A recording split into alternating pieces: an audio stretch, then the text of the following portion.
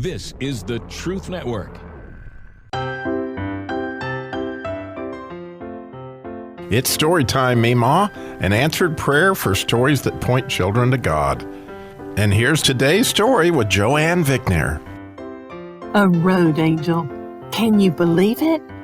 A record-breaking heat wave has swamped Louisiana. It's felt like 110 to 120 degrees every day for 3 weeks, and there's no end in sight. I had volleyball practice today. I'm glad it was in the gym. Meemaw took me. On the way there, she asked me, "Dear, would you be out riding your bike in this sweltering heat?" I said, "Of course not, Meemaw." That's when she told me she passed a biker on her way to get me. That man must have been crazy. Our practice lasted 3 whole hours. Meemaw watched me from the stands and even took a few pictures. At 2:00, she took me home and went on her way. She passed the biker a few miles down the road. She recognized his helmet with his microphone in front of his mouth, the saddlebags and other stuff strapped to his bike. Yeah, that was him. And it looked like he had his left arm stretched out towards the traffic. Meemaw drove, listened to a radio, but then she wondered, how could he still be riding his bike? Why would his hand be outstretched like that? Was he trying to hitch a ride? Could he be in trouble? It was extremely hot. Oh, if so, surely he would call someone. But what if his phone were dead? Meemaw said a prayer for him, made a Yui, and floored it. Papa won't be happy, but she would face him later. Meemaw caught up with the biker, and yes, he was signaling for a ride with a thumbs up. With her doors locked, Meemaw stopped just ahead of him and pulled over. She lowered her window. He approached. Meemaw was devastated. The poor man's face was purple. His lips were white, and his eyes were dark and hollow. He was soaked, and sweat was pouring from his hands and his face. Meemaw said, "You're going to have a heat stroke." He nodded. Meemaw left her car running, jumped out, and handed him an open bottle of water, saying, "Here, douse your head."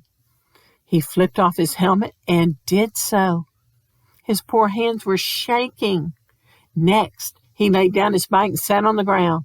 Meemaw gave him another bottle of water, and he poured it over his bald head. She wanted to take him to the emergency room, but he refused. After catching his breath, he explained he had ridden in from New Orleans and was in no shape to make the last 10 miles to Baton Rouge. His name was Mark, and he was on his way home to Chicago. But being unfamiliar with this kind of heat, he said he obviously planned poorly. Mark assured Meemaw he was a good guy and had no weapons, but even if he did, he was too weak to use them. He kept saying thank you and asked her to take him to the Clarion Inn Hotel, where he had reservations for the night. Meemaw said absolutely.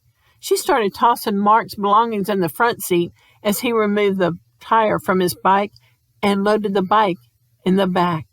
Meemaw got behind the wheel and maxed out the AC as Mark jumped in the back seat and buckled up. Meemaw called Pawpaw and told him she'd be late because she was giving Mark a ride to the hotel. He said, "Mark? I don't know a Mark. Who's Mark?" Then Mark spoke. He said, "Hello," and introduced himself. Meemaw ended the call by telling Pawpaw, "This is a God thing."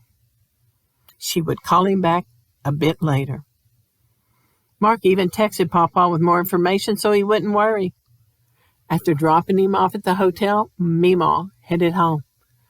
Then Mark texted Pawpaw again saying the bike touring community calls people like Meemaw a road angel. Long story short, God spoke.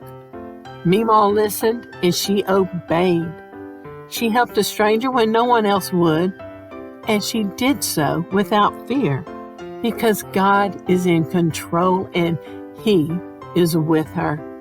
Matthew 25:40, truly I say to you, to the extent that you did it to one of these brothers of mine, even to the least of them, you did it to me.